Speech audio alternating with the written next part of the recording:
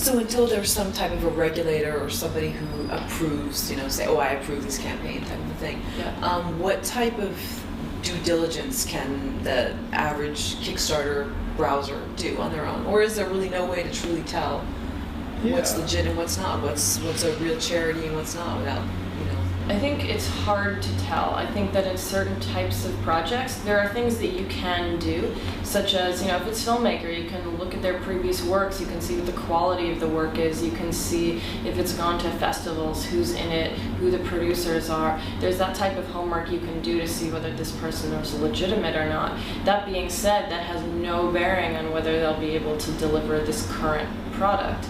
And that's something, I donated to a short film project, and the director had amazing credentials, and that's why I donated, because I thought that they would be able to follow through. And they were supposed to have sent out DVDs. The film was completed. They were supposed to send out DVDs in May, and there has not been a single update on this project since May. And I think, again, this is the case of the filmmaker having some kind of problem and not wanting to tell people about it, but the longer it goes without them communicating, the more people are like, what are you doing, and getting upset, and that makes me more hesitant to donate to the next short film project. Then again, you have to kind of view it with the Zen mentality of if you're giving an average donation, which tends to be between $25 and $50, you're putting it out there in the hopes that you're going to get something back, but you have to be realistic in the fact that people don't deliver, and that's a risk that you are taking when you decide to give your money away.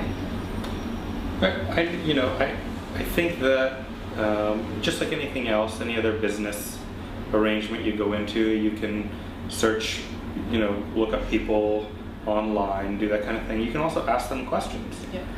I mean, Kickstarter is a lot about the personal connection.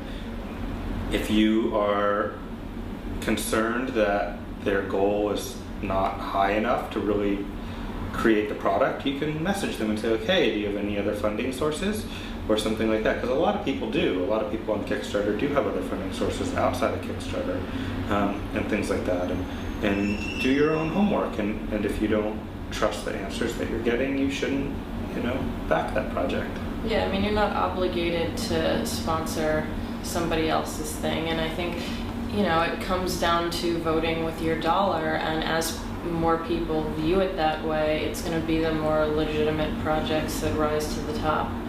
But then again, the creator could get hit by a bus. There's no guarantees. And I don't think that, it may be hard for it to continue to work the way that it works now if there are guarantees put in place.